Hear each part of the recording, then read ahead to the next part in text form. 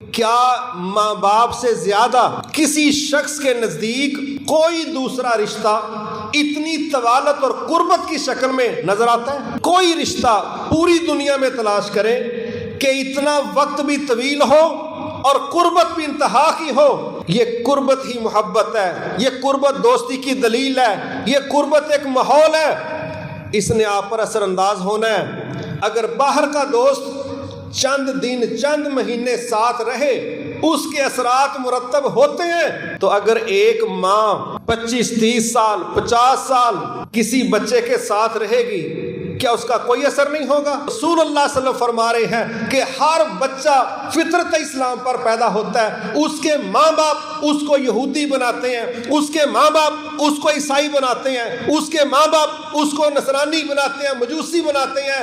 اللہ کے نبی کی یہ بات اس بات کی دلیل ہے کہ ماں باپ کا ماحول بچے کو مستقبل میں کن نظریات پر چلنا ہے، سب سے زیادہ اس چیز کا اثر ماں باپ کی طرف سے اولاد پر ہوتا ہے۔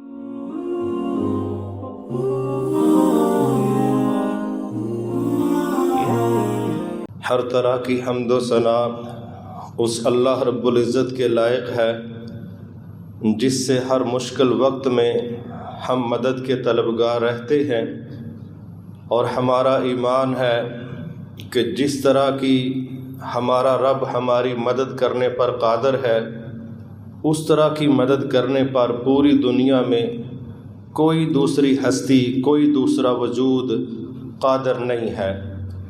رسول اللہ صلی اللہ علیہ وسلم نے فرمایا سب سے بہترین بات اللہ تعالیٰ کی بات ہے، اور سب سے بہترین طریقہ حضرت محمد صلی اللہ علیہ وسلم کا طریقہ ہے۔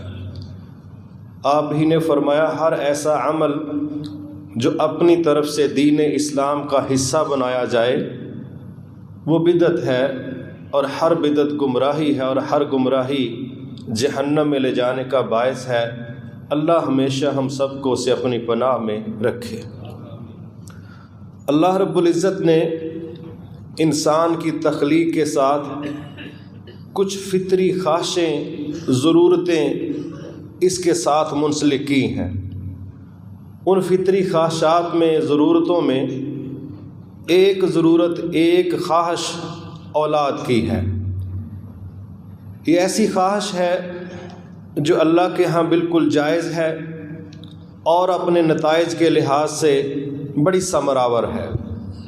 البتہ یہ اللہ کا نظام ہے، اللہ کس کو بیٹے دیتا ہے، کس کو بیٹیاں دیتا ہے، کس کو مکس دیتا ہے، کس کو دے کے چھین لیتا ہے، کس کو دیتا ہی نہیں، یہ اس کا اپنا نظام۔ لیکن بطور انسان ہم اس چیز کو سمجھ سکتے ہیں کہ اولاد کی نعمت انسانوں کے ہاں روٹین سے ہٹ کے بہت زیادہ قابل قدر نعمت ہے، بشرط یہ کہ اس نعمت کا تربیت کر کے صحیح فائدہ اٹھانے کی کوشش کی جائے۔ یہ اللہ کی طرف سے عطا کی گئی ایک ایسی نعمت ہے کہ جس کو اگر ہم دنیا داری کے لحاظ سے دیکھیں تو یہ انسانوں کا اللہ نے جو نظام بنایا ہے، یہ وقت کے ساتھ ساتھ کمزور ہوتے، بڑھاپے کی طرف جاتے ہیں، بیماریوں کا سامنا کرتے ہیں اور بحرانوں کا شکار رہتے ہیں۔ تو جب کوئی بھی انسان بحرانوں کا شکار ہو، کمزوری کی طرف جائے، تو آٹومیٹکلی اس بندے کو سہارا چاہیے، اور سہارا دینے والوں میں سب سے زیادہ جو توقع کی جا سکتی ہے وہ اولاد ہے۔ یقیناً وہ سہارا دیں یا نہ دیں وہ الگ بات ہے، اپنے سہارا نہ دیں، بیگانے سہارا زیادہ دے دیں، یہ معاشروں میں چلتا ہے۔ لیکن جو توقع ہے کسی بھی والدین کو، وہ سب سے زیادہ اپنی اولاد سے ہے کہ اس مشکل مرحلے میں اس کی اولاد اس کے کام آئے، اس کا سہارا بنے، اس کو حوصلہ دے، اس کا ساتھ دے، اس کی مدد کرے۔ اسی طرح اگر ہم اس کو مذہبی نقطہ نظر سے دیکھتے ہیں تو ایمان کی عینک یہ بات دکھاتی ہے کہ کوئی بھی شخص جب دنیا سے رخصت ہو جاتا ہے تو اس کی ضرورت باقی رہتی ہے کہ کوئی اجر کی ثواب کی سپلائی جاری رہے۔ یہ ایمان کے نتیجے میں ایک مسلمان توقع کرتا ہے کہ اگرچہ وہ فوت ہو گیا ہے مگر اجر کا ثواب کا سلسلہ کسی طرح جاری رہے، تو اس میں بھی جو شاندار کردار اولاد کا ہے وہ شاید کسی دوسرے کا نہیں ہے۔ نبی صلی اللہ علیہ وسلم نے فرمایا جب کوئی شخص فوت ہو جاتا ہے تو 3 ذرائع ایسے ہیں جو وفات کے باوجود اس کو ثواب پہنچانے کا باعث بن سکتے ہیں۔ ان میں اس کا ایک عمل صدقۃ جاریۃ، فوت ہونے والے نے بذات خود کوئی ایسا کام کیا ہے جو صدقہ جاریہ کی شکل ہے، چل رہا ہے، معاشرہ، لوگ، انسان، اللہ کی مخلوق اس سے فائدہ اٹھا رہی ہے، تو جب تک وہ کام دنیا کو فائدہ دیتا رہے گا فوت ہونے والے کو اس کا اجر مسلسل پہنچتا رہے گا۔ یہ ایک راستہ اور ایک چینل ہے۔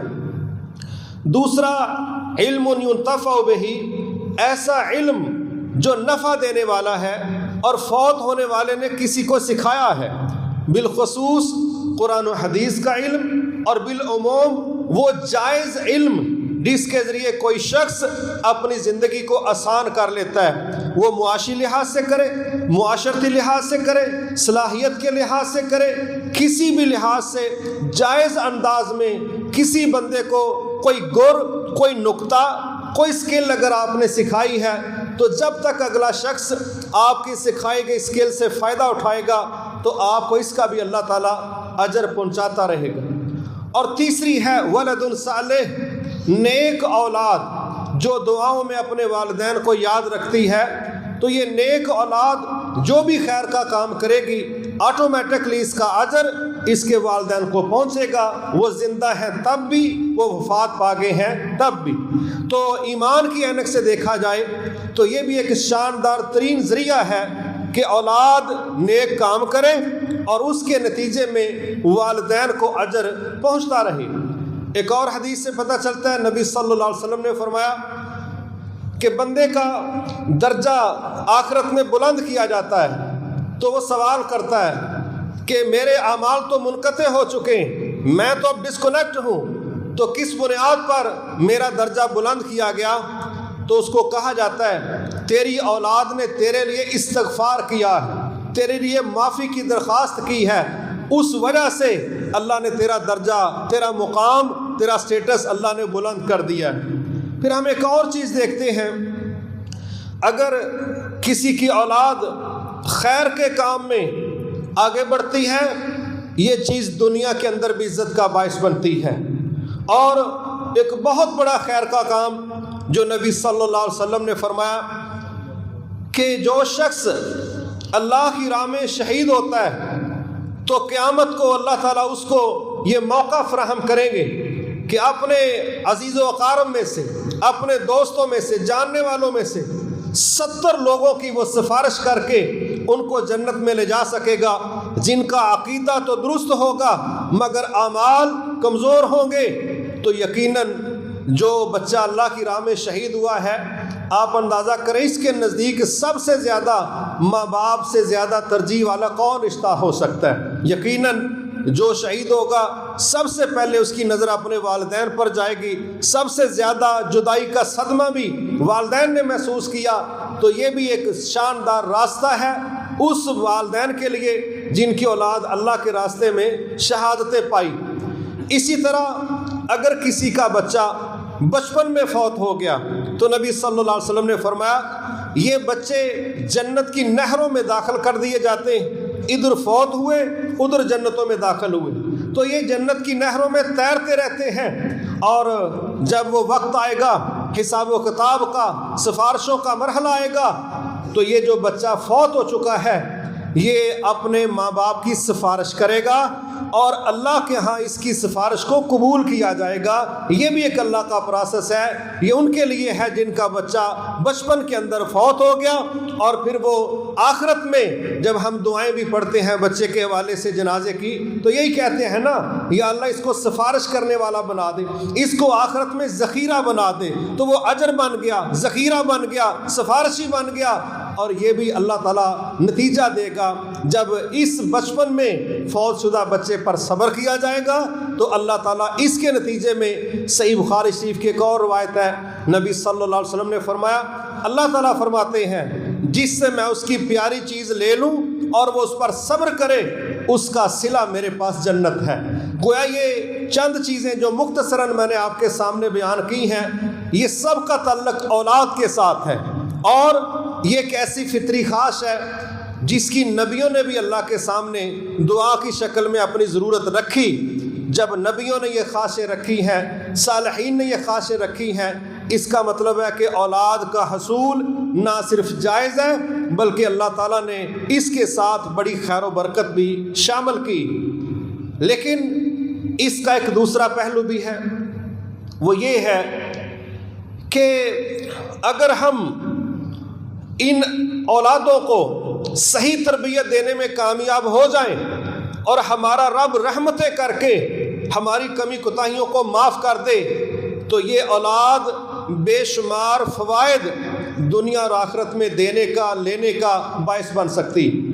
لیکن افسوس کیا ہے، ہم اپنے حصے کا کام نہیں کرتے، ہم اپنے حصے کا کام نہیں کرتے اور رب سے صرف دعا کر دیتے ہیں۔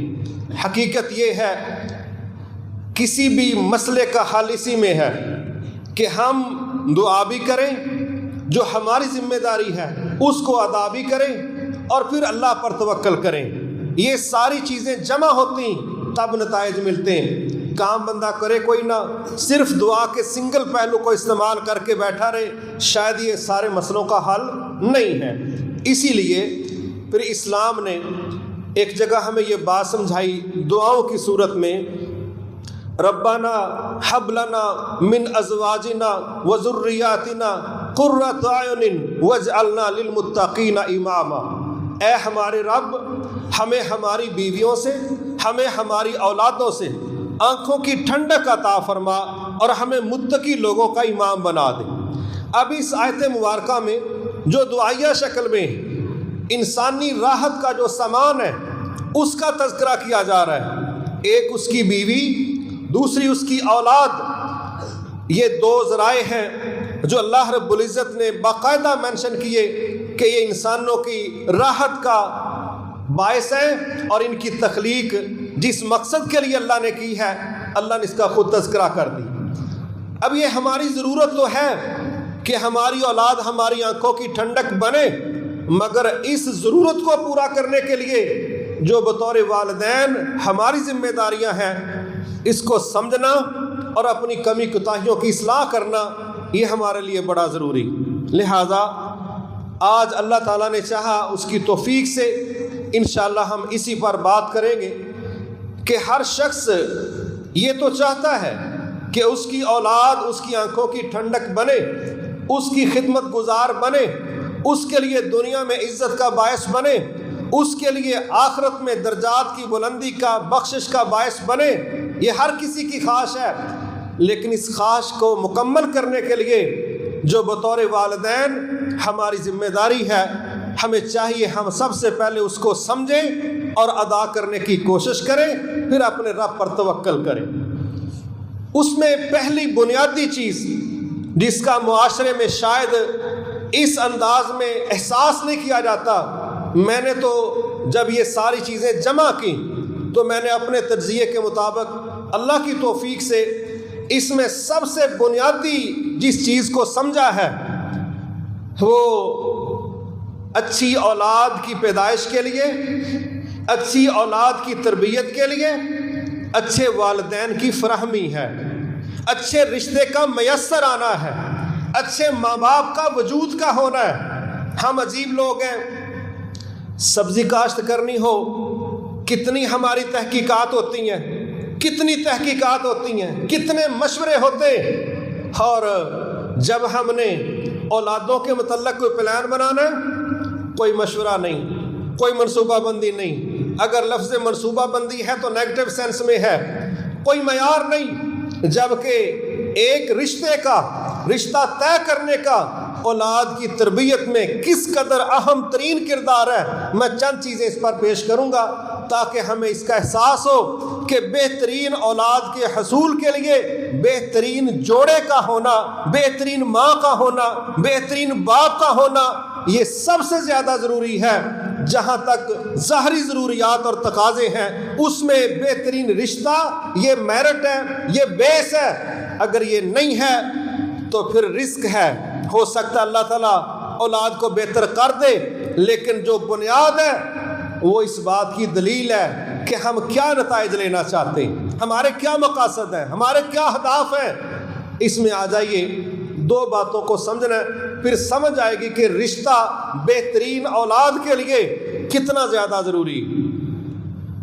ایک نبی صلی اللہ علیہ وسلم نے ایک جگہ فرمایا، ہر بچہ فطرت اسلام پر پیدا ہوتا ہے۔ پوری دنیا میں جتنے بچے پیدا ہوتے ہیں، یہودیوں کے گھروں میں، عیسائیوں کے گھروں میں، سکھوں کے گھروں میں، زردشت کے گھروں میں، بدھ مت کے گھروں میں، ساری دنیا کے اندر جہاں بھی بچہ پیدا ہوتا ہے وہ فطرت اسلام پر پیدا ہوتا ہے۔ اور اللہ کے نبی کیا فرما رہے ہیں، بعد میں ان کے والدین جو ماحول ان کو دیتے ہیں اس کی وجہ سے کوئی بچہ عیسائی بن جاتا ہے، کوئی یہودی بن جاتا ہے، کوئی مجوسی بن جاتا ہے۔ یہ بات ہے اس بات کی دلیل کہ ماں باپ کا جو ماحول ہے وہ بچوں کے نظریات پر اس قدر اثر انداز ہوتا ہے کہ رسول اللہ صلی اللہ علیہ وسلم فرما رہے ہیں کہ ہر بچہ فطرت اسلام پر پیدا ہوتا ہے۔ اس کے ماں باپ اس کو یہودی بناتے ہیں، اس کے ماں باپ اس کو عیسائی بناتے ہیں،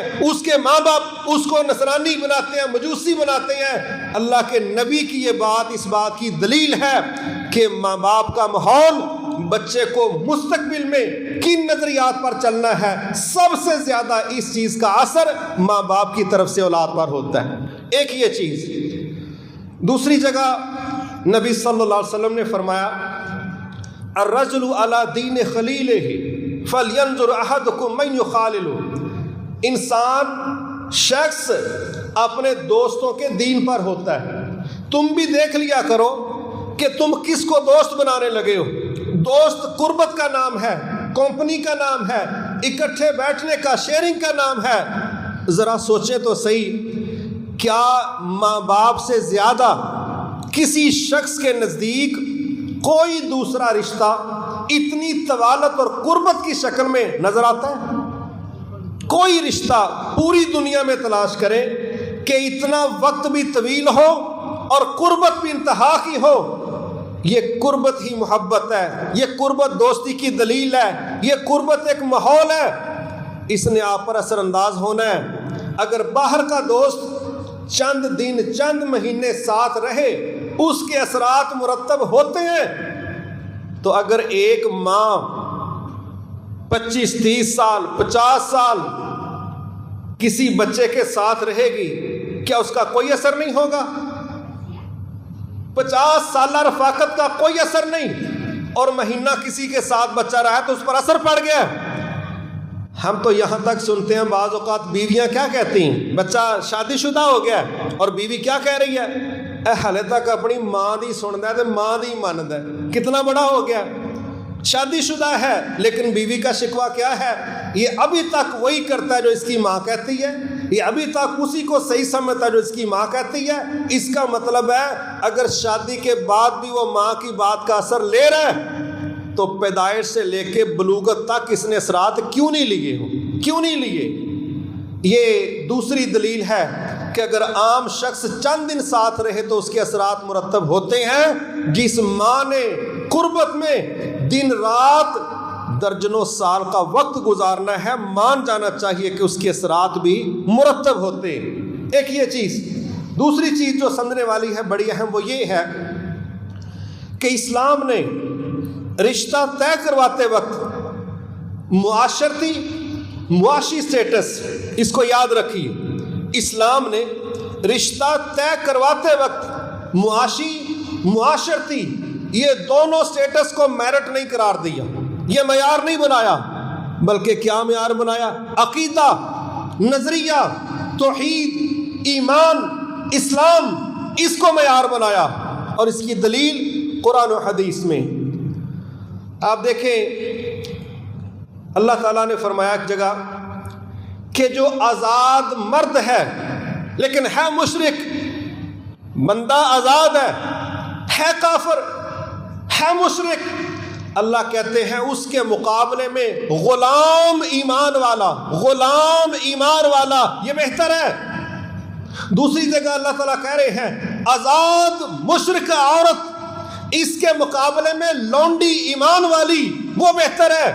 یہ کون کہہ رہا ہے؟ یہ خالق کہہ رہا ہے۔ وہ کہہ رہا ہے معاشی سٹیٹس نہ دیکھو، ان کا بینک بیلنس نہ دیکھو، معاشرتی سٹیٹس نہ دیکھو، برادریاں نہ دیکھو، غلامی اور آزادی نہ دیکھو، عقیدہ دیکھو، ایمان دیکھو، اسلام دیکھو، نظریہ دیکھو، اس کو معیار بناؤ۔ یہ کون کہہ رہا ہے؟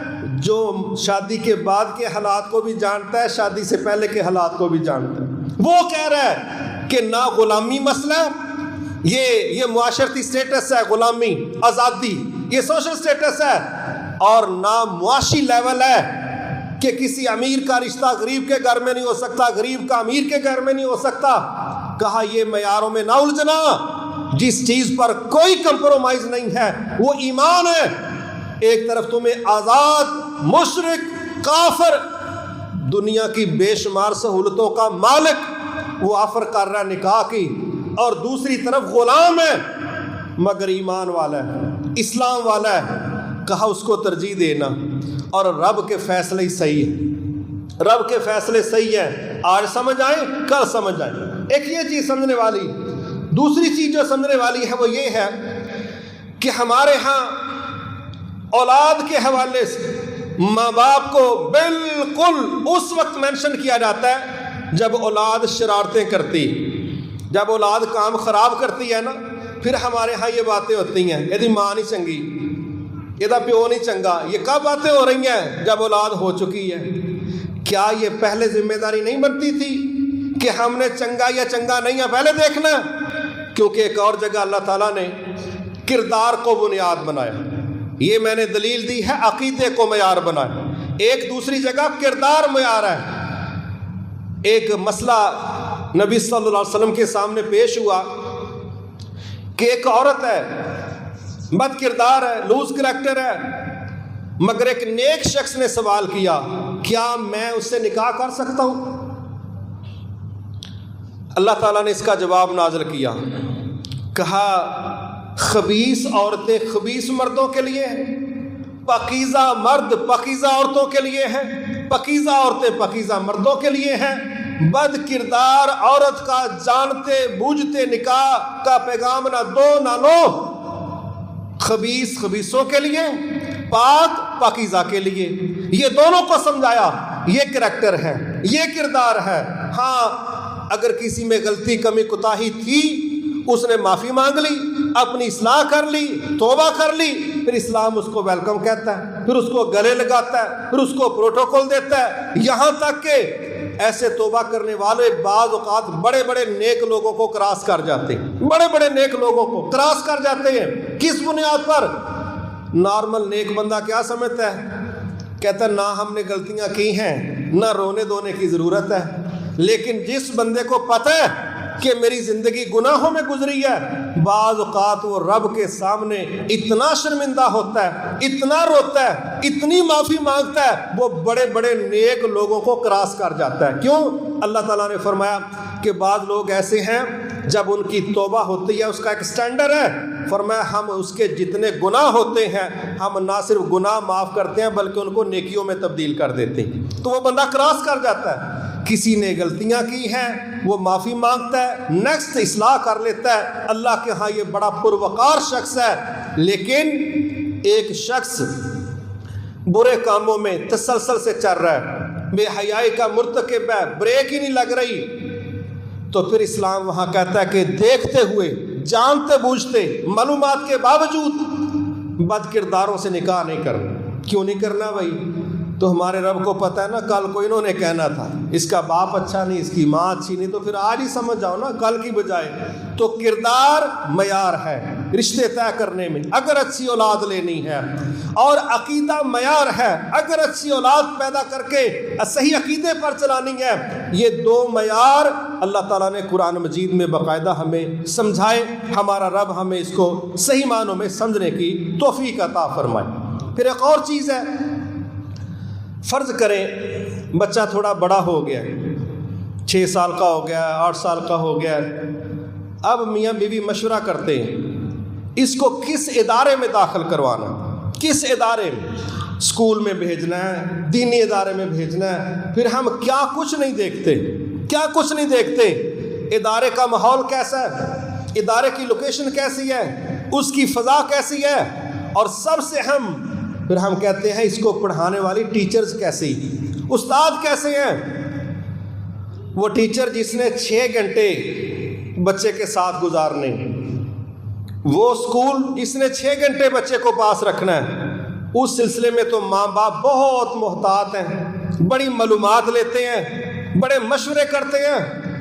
اور وہ ٹیچر جس نے شاگرد کو سلانا بھی ساتھ ہے، جگانا بھی ساتھ ہے، وہ ٹیچر جو بطور ماں واش روم میں بھی ساتھ ہے، وہ ٹیچر جو کچن میں ساتھ ہے، جو بازار میں انگلی پکڑ کے چلاتی ہے، جو چند لمحے آنکھوں سے دور نہیں ہونے دیتی، جو رات کو اٹھ کے دیکھتی ہے کہیں بچے پر، بچہ ننگا تو نہیں ہے، کپڑا اوپر ہی ہے نا، ٹھنڈ نہ لگ جائے، فلاں نہ ہو جائے، جگہ گیلی تو نہیں ہے۔ ایسی ٹیچر کی سلیکشن میں توجہ ہی کوئی نہیں، ایسی ٹیچر کی سلیکشن میں کوئی تجزیہ نہیں، کوئی خیال نہیں، کوئی معیار نہیں۔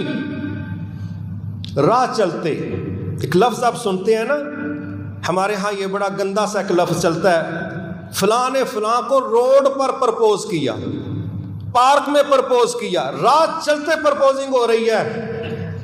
نبی صلی اللہ علیہ وسلم نے باقاعدہ یہ باتیں سمجھائیں کہ ایسے سرپرائز دینے لینے سے بچو، یہ ایسی کمٹمنٹ ہے جو 2 4 10 دنوں کی نہیں۔ آپ نے یہاں سے کراچی جانا ہے، آپ کی ساتھ والی سیٹ پر اگر ناپسندیدہ بندہ بیٹھ گیا تو کراچی تک کا سفر عذاب بن جاتا ہے۔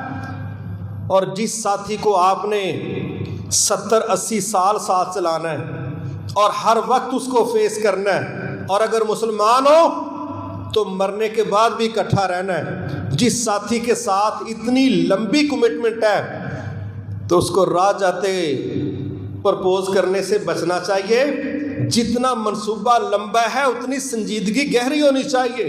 اپنی معلومات لے کے رب کے میرٹ کو بنیاد بنا کے پھر استخارہ کر کے پھر فیصلے کریں گے تو اللہ تعالی ہمیں کم سے کم نقصان کا ماحول بنے گا اور ہمیں ہمارا رب نقصانات سے بچا لے گا۔ لیکن اگر سڑکوں پر، پارکوں پر راہ چلتے پرپوزنگ ہوگی تو پھر وہی ہوتا ہے جو سال کے بعد 2 سال کے بعد عدالتیں بھری پڑی ہیں، وہ کہہ رہی ہے خلا لینا ہے، یہ کہتا ہے دینا نہیں، وہ کہتا ہے طلاق لے لو، یہ کہتی ہے لینی نہیں۔ پھر عدالتوں کے پیپر اور پرچے اور FIR سارا بتا رہے ہیں کہ کچی بنیادوں پر تعمیر کیے گئے گھرانے، انہوں نے یہ صحیح چل نہیں سکے تو اولاد کی پروڈکشن اور تیاری میں ان کا کیا کردار ہو سکتا ہے۔ اس لیے یہ ماں وہ ٹیچر ہے جس نے نارملی 25 سال تک پڑھانا ہے، یہ وہ ٹیچر ہے جو سب سے پہلے اسکول کی پرنسپل ہے، اس کا باپ ہیڈ ہے اس پورے ڈپارٹمنٹ کا۔ جس طرح ماں کی سلیکشن میں یہ ساری چیزوں کا لحاظ ضروری ہے، اسی طرح اولاد کے حوالے سے باپ کی سلیکشن میں بھی پورا اللہ سے ڈر کے ان معیارات کا لحاظ رکھ کے پھر فیصلہ کرنا چاہیے تاکہ ہمارا رب مطلوبہ مقاصد جو ہم لینا چاہتے ہیں اس میں ہماری مدد فرمائے۔ دیکھیں نا، ہم بیٹھے ہوئے ہیں بجوات کی گاڑی میں، منہ بھی بجوات کی طرف ہے، اور دوسروں کو کیا پوچھ رہے ہیں، ڈسکے پہنچنے لگے کہ نگ ٹائم لگے گا، تو وہ تو کہیں گے نا کہ اس کے اوپر والا حصہ کام نہیں کرتا، گاڑی بجوات کی ہے، رخ بجوات کا، اور یہ منظر پوچھ رہا ہے ڈسکے کے حوالے سے۔ جب ہم رب کے طے کردہ معیارات کا لحاظ نہیں رکھیں گے پھر کہیں کہ منزلیں کیوں گم ہو گئی ہیں، پھر ہمیں کہنا پڑے گا کہ ہماری غلطی ہے، پھر یہ چیزیں رب کے کھاتے میں نہیں ڈالی جا سکتی۔ ہمارے ہاں بالکل ان چیزوں کو بنیاد نہیں بنایا جاتا۔ اس کا پھر نقصان نکلتا ہے جو کہ ساری زندگی اس کے اثرات مرتب ہوتے ہیں۔ ہمارا رب ہمیں اس سے ہمیشہ اپنے حفظ و امان میں رکھے۔ یہ ہے بیسک چیز رشتے کی سلیکشن، والد کے لحاظ سے، والدہ کے لحاظ سے۔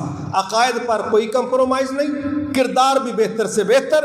اگر کوئی کمزوری ہے، بچہ بچی معافی مانگتا ہے، اللہ سے اصلاح کرتا ہے تو ٹھیک ہے، جب رب قبول کرتا ہے آپ بھی کریں، لیکن ایسی کوشش نہ کریں کہ آپ کو علم بھی ہے کہ یہاں کردار بھی صحیح نہیں، عقیدہ بھی گندہ ہے، تو پھر وہاں پر کودنے سے بچیں۔ پھر وہ خودکشیاں ہیں ساری زندگی کی، نہ جئیں گے نہ مریں گے۔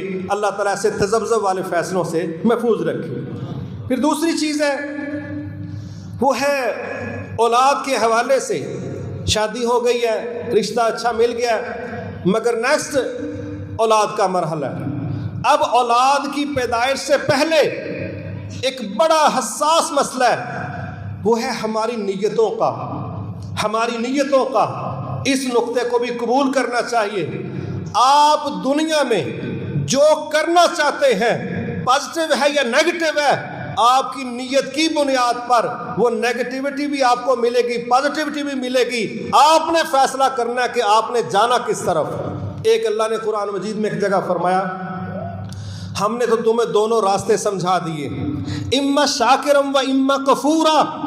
اب تمہاری مرضی ہے، اس سڑک پر چڑھ جاؤ جو شکر گزاروں کی ہے، یا اس سڑک پر چڑھ جاؤ جو ناشکر اور کفر کرنے والوں کی ہے۔ یہ آپشن ہم نے تمہیں دے دیا ہے، دونوں راستے تمہارے سامنے رکھ دیے، جس سے تمہارا دل کرتا ہے چلو۔ آپ دیکھتے ہیں برے کاموں میں پریکٹس کرنے والے اس کی پیک پر پہنچ جاتے ہیں، اور اچھے کاموں میں بھی پریکٹس کرنے والے اس کی پیک پر پہنچ جاتے ہیں۔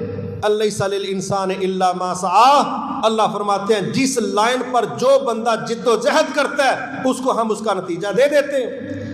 تو یہ اولاد کا مرحلہ پیدائش سے پہلے والدین فطرتاً طبعاً سوچتے ہیں ہم نے اپنے بچے بچی کو بنانا کیا ہے۔ تو جو بنانا ہے نا، آج اس نیت کے اثرات ہیں، اور اس کی دلیل سمجھیں۔ نبی صلی اللہ علیہ وسلم نے حضرت سلیمان علیہ السلام کے متعلق ایک بات بیان کی۔ آپ نے کہا، حضرت سلیمان علیہ السلام نے کہا کہ میں، ان کی 100 بیویاں تھیں، کہ میں آج اپنی ساری بیویوں کے پاس جاؤں گا، اللہ تعالیٰ مجھے 100 بیٹے دے گا، اور میں 100 کے 100 بیٹوں کو مجاہد بناؤں گا۔ گئے بھی نہیں، ابھی صرف شادی ہوئی، گئے نہیں، ابھی جانے سے پہلے نیت کا اظہار کر رہے ہیں کہ یہ میرا مقصد ہے، یہ میری سوچ ہے۔ اب اس میں آگے آ جائیں، نبی صلی اللہ علیہ وسلم نے فرمایا، وہ اپنی بیویوں کے پاس تو گئے، مگر کسی بیوی سے کوئی بچہ پیدا نہیں ہوا۔ ایک عورت سے بچہ پیدا ہوا، وہ بھی نامکمل تھا۔ لیکن یہاں رسول اللہ صلی اللہ علیہ وسلم نے ایک بڑی گہری بات کی۔ آپ نے فرمایا اگر حضرت سلیمان علیہ السلام انشاءاللہ کہہ دیتے، اگر انشاءاللہ کہہ دیتے، جو کہ رہ گیا تھا، اگر کہہ دیتے، اللہ نے 100 بیٹے بھی دینے تھے، 100 کے 100 مجاہد بھی بننے تھے۔ کیا سمجھ آئی؟ نیت پر نتیجے ہیں، نیت پر نتائج ہیں، نیتوں پر منزلیں ہیں، نیتوں پر مقاصد کا حصول ہے۔ اگر نیت صحیح ہوگی نتیجہ صحیح ہوگا۔ نیتیں ہماری عجیب و غریب۔ بہرحال میرا استدلال یہ تھا کہ جب ہماری نیت یہ ہوگی کہ ہم نے اپنے بچے کو خیر کی طرف لگانا ہے، تو اللہ کے نبی کہہ رہے ہیں لگ سکتا ہے اس کا موقع۔ لیکن جو ہماری ذمہ داری تھی وہ کیا تھی؟ انشاءاللہ اپنی کاوش کوشش کے بعد رب پر توکل۔ اگر میرے اللہ نے چاہا تو 100 بیٹے ملیں گے، اگر میرے اللہ نے چاہا تو وہ 100 مجاہد بنیں گے۔ اللہ کے نبی کہہ دیتے ہیں، صرف انشاءاللہ کا جملہ کہہ دیتے تو بیٹے بھی ملنے تھے، مجاہد بھی بننے تھے۔ اور یہ نیت کون کر رہا ہے؟ اللہ کا نبی۔ یہاں ایک اور بات بھی سمجھنی چاہیے، اللہ ہم سب کی اصلاح فرمائے، کہ نبی اگر یہ جملہ قبول نہ کرے یا اس کو بیان نہ کرے یا اس کو پڑھے نہ تو کام رک جاتا ہے۔ اور یہ صرف سلیمان علیہ السلام کا واقعہ نہیں ہے، خود رسول اللہ صلی اللہ علیہ وسلم کے متعلق سورۃ الکہف میں اللہ نے اس پر بھی تذکرہ کیا. کچھ وقت کے لیے وحی آنا رک گئی, وحی آنا کچھ وقت کے لیے رک گئی تو لوگوں نے بڑی بڑی غلط باتیں کرنا شروع کر دیں. لیکن جب وحی آئی کافی وقت کے بعد تو پھر ساتھ یہ ڈکٹیشن آئی, یہ آرڈر آیا, یہ اصول آیا کہ اے نبی صلی اللہ علیہ وسلم آئندہ جب بھی کسی سے وعدہ کرنا ہو کہ یہ کام کل ہوگا, نیکسٹ کریں گے, جب بات گیگی والی ہوگی نا فیوچر کی, ساتھ آپ کو کہنا ہے انشاءاللہ. یہ سورۃ القحف میں اللہ اپنے نبی کو کہہ رہے ہیں کہ آپ نے لوگوں کو بھی یہ بات سمجھانی ہے, خود بھی سمجھے کہ اگر انشاءاللہ کہیں گے تو کام ہوگا ورنہ کام رک جائے گا, کیونکہ رب نہ چاہے تو دنیا کا کوئی کام حرکت نہیں کر سکتا, مکمل نہیں ہو سکتا. وہ نبی بھی کہے تو تب پورا ہوگا جب نبی اظہار کرے کہ یہ تب ہوگا جب میرا رب چاہے گا. یہ بات اللہ نے سورۃ القحف میں اپنے آخری نبی کے حوالے سے بھی ذکر کی اور رسول اللہ صلی اللہ علیہ وسلم نے حضرت سلیمان علیہ السلام کے حوالے سے ذکر کی. اس لیے یہ بات مان جانی چاہیے, اس کائنات میں صرف وہ ہوتا ہے جو اللہ کی رضا اور اس کی مرضی ہے, وہ نہ چاہے تو دنیا کی کوئی طاقت یہاں کوئی تبدیلی پیدا نہیں کر سکتی. یہ عقیدے کا حصہ ہے. ایک چیز اس میں یہ ہے. دوسری چیز جو سمجھ سے تعلق رکھتی ہے وہ یہ ہے کہ جب ہماری نیتوں میں فتور آتا ہے, خرابی آتی ہے, اس کے نقصانات بھی ہمیں فیس کرنے پڑتے. اللہ ہمارا ہم پر رحم فرمائے. ہم اپنے بچوں سے جب باری آتی ہے خدمت کی, اخلاق کی اور دین کی, تو پھر توقع وہ کرتے ہیں جو احادیث میں لکھا ہے, جو کہانیوں میں لکھا ہے, اور جب کہا جائے اس لائن پر چلنے کے لیے اپنی ذمہ داری ادا کرو, کہتے ہیں میں تو کچھ نہیں کر سکتا. گالی دے کے ہم کیا کہتے ہیں, انہاں فلانے ٹھنگلے نے ہور میں کی کردا, میں ساری عمر باہر دے ملک کاٹ چھڑی, انا روپیہ میں انہاں لئی کاٹ چھڑیا, ہور میں انہاں لئی کی کراں. یہ ہمارا کل اثاثہ ہوتا ہے, یہ کل دلیل ہوتی ہے. اور یہی وجہ ہے جب ایسے والدین بیچارے بوڑھے ہوتے ہیں تو اولاد بھی صرف پیسے ہی دیتی ہے, باقی کوئی کام نہیں کرتی. وہ کہتے ہیں جس طرح کے حقوق آپ نے ہمارے ادا کیے نا سنگل پیسے دے کے, اسی طرح کے حقوق ہم سے لے لو سنگل پیسے لے کے, نہ باقی کام آپ نے کیے نہ ہم سے توقع رکھو. بڑا ضروری ہے کہ ہم اپنی نیتوں کو درست رکھیں, اس کے نتیجے میں اللہ ہماری منزلوں کو بہتر کرے گا. پھر ایک چیز یہ بھی سمجھ آتی ہے کہ اولاد کی پیدائش سے پہلے بچوں کے متعلق آپ پلان تو کرتے ہیں, مگر جس طرح میں نے سلیمان علیہ السلام کی دلیل دی, اسی طرح حضرت مریم علیہ السلام, ان کی والدہ محترمہ, انہوں نے کیا کہا تھا اللہ تعالیٰ, یا اللہ جو میرے پیٹ میں ہے میں اس کی نظر مانتی ہوں, وہ تیرے دین کے لیے وقف ہے, اس کو قبول فرما لے. جب پیدائش ہوئی تو مریم علیہ السلام بیٹا نہیں ہے, تو ان کی والدہ کہنے لگی یا اللہ آپ جانتے ہیں بیٹیاں تو بیٹوں جیسی نہیں ہوتی, لیکن پھر بھی میری دعا ہے اس کو بھی قبول فرما لے, اس کو بھی قبول کر لے. اللہ تعالیٰ فرماتے ہیں پھر ہم نے قبول کیا, کہا قبول کرنے جیسا ہم نے قبول کیا. اور رسول اللہ صلی اللہ علیہ وسلم نے فرمایا دنیا میں جو مکمل عورتیں ہوئیں, مکمل, یہ دو خواتین ہیں, دو, ایک حضرت مریم علیہ السلام اور دوسری فرعون کی بیوی حضرت آسیہ. یہ دو خواتین ہیں جو مکمل خواتین ہیں, مکمل عورتیں ہیں. آگے آپ نے فرمایا اما جی عائشہ رضی اللہ عنہ کے متعلق کہا ان کو باقی عورتوں پر ایسے ہی فضیلت حاصل ہے جیسے کھانوں میں سرید, یہ ایک ڈش ہے بہت زیادہ لذیذ اور بہت زیادہ قیمتی اور بہت زیادہ اچھی سمجھی جانے والی. کہا باقی کھانوں پر جس طرح سرید کو فضیلت حاصل ہے اسی طرح عائشہ کو باقی خواتین پر فضیلت حاصل ہے, لیکن تکمیل کے لحاظ سے, آئیڈیلزم کے لحاظ سے, مکمل ہونے کے لحاظ سے جو دو عورتوں جن کا آپ نے نام لیا ان میں ایک نام حضرت مریم علیہ السلام کا ہے. اللہ نے قبول کیا, پھر کمال کا قبول کیا.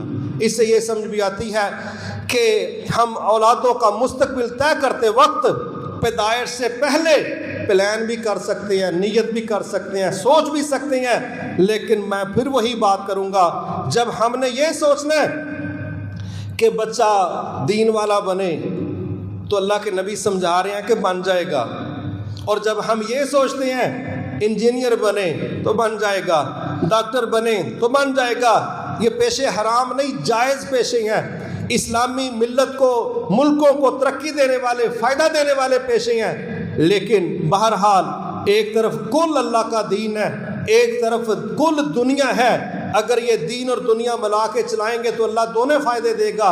اگر دھیان صرف مٹیریلزم کا ہوگا، معاشی اینک سے دیکھیں گے تو پھر معاشی مضبوطی تو ہو سکتی ہے، لیکن پھر خطرہ ہوتا ہے کہ وہاں دینی مضبوطی نہیں ہوتی، اس لیے کہ ہم نے جو اینٹ رکھی تھی، جس جگہ پر رکھی تھی، جس نیت سے رکھی تھی، پھر اس کے نتائج وہی۔ لہٰذا آج میں نے صرف یہ دو چیزیں آپ کے سامنے رکھی ہیں، ایک رشتے کی سلیکشن، بہترین اولاد کی تعلیم و تربیت کے لیے بہترین باپ کی سلیکشن، بہترین ماں کی سلیکشن، یہ ٹیچر بھی ہیں، پہلا سکول ان کا اپنا گھر ہے، سب سے زیادہ قربت ہے، طویل ترین دورانیہ ہے، دن رات کی قربت ہے، تو جتنا کچھ بچے نے یہاں سے سیکھنا ہے شاید وہ کسی دوسری جگہ سے اتنا سیکھنے کی پوزیشن میں نہیں ہے۔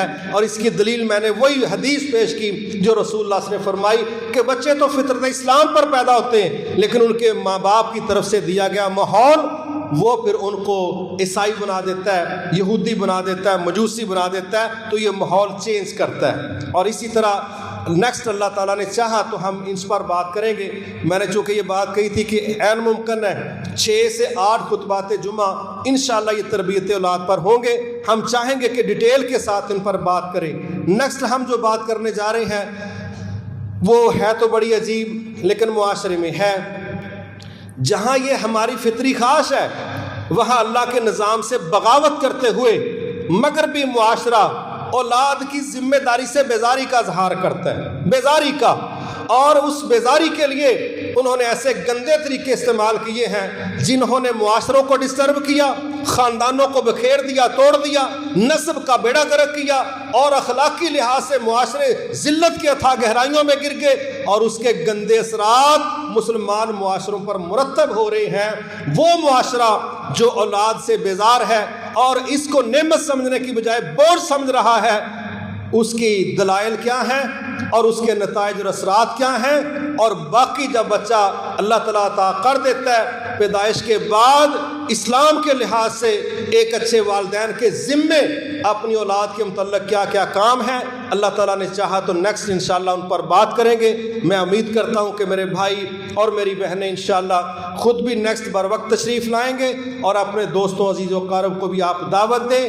انشاءاللہ ہم چاہیں گے دنیا کا سب سے بڑا منصوبہ انسانیت سازی کا منصوبہ ہے، ذہن سازی کا منصوبہ ہے، اور اس کی اصلاح اور تربیت کے لیے اللہ نے 1.25 لاکھ کے قریب انبیاء کی ٹیم بھیجی تھی، اور یہ اس سے بڑا اور کوئی کام نہیں، لیکن اس کو قرآن و حدیث کی عینک سے دیکھنا، سوچنا، سمجھنا، اور پھر اپنے حصے کا کام کرنا، پھر اللہ پر توکل کرنا۔ انشاءاللہ اس میں اللہ ہمارا رب ضرور ہمیں اچھے نتائج دے گا۔ وما توفیقی الا باللہ العلی العظیم۔